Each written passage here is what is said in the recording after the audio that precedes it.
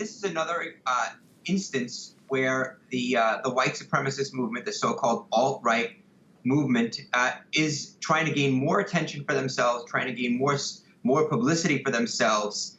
I think perhaps they're trying to show that they can hold a rally that doesn't end in the death or the murder of somebody who's on the opposing side. That's the level they established last year.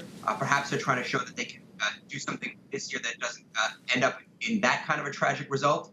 But I think it's very important to see that they are met in the streets by counter-protesters who demonstrate that not just African Americans, but that white Americans and Americans of all backgrounds are standing up to reject this kind of hate. And that's not mince words here. There's no question. As you said, this was a white supremacist rally. This is not a rally of conservatives or a rally of people who are concerned about immigration. These are people who want a country in the United States that is as white as possible, one that favors the white race, that favors whiteness, that privileges white Christians.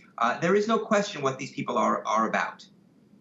Now, on Saturday, President Trump came out on Twitter to say that he deplores all forms of racism and violence. That's a rather different Donald Trump from the one that we saw a year ago in the aftermath of the unrest in Charlottesville.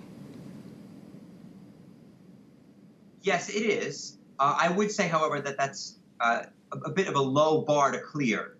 Last year, as you know, he talked about how there were fine people on both sides of a protest in which one side was made up of neo-Nazis and the other side was made up of people protesting neo-Nazis.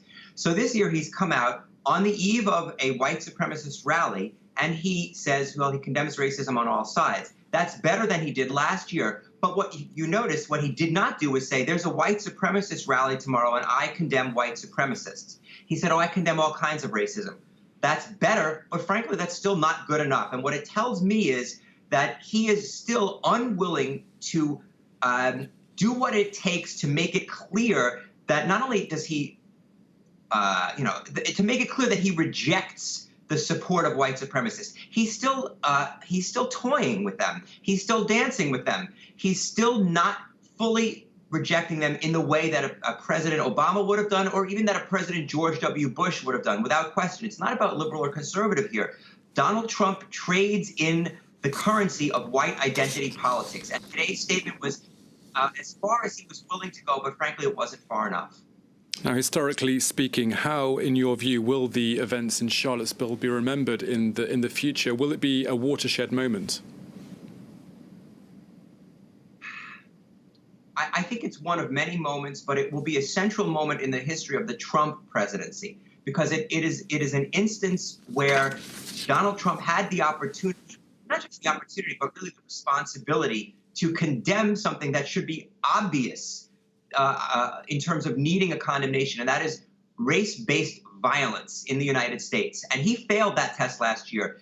He just had another chance at it in his tweet yesterday. He failed again. Maybe he didn't fail by as big a margin, but he still failed. And I don't think he'll ever be able to erase that stain from the record of history. So it's going to be that the events of last year and the death of Heather Heyer are going to be connected for all time with Donald Trump's reaction to those events and his connection to white identity politics, white nationalism, and white supremacy.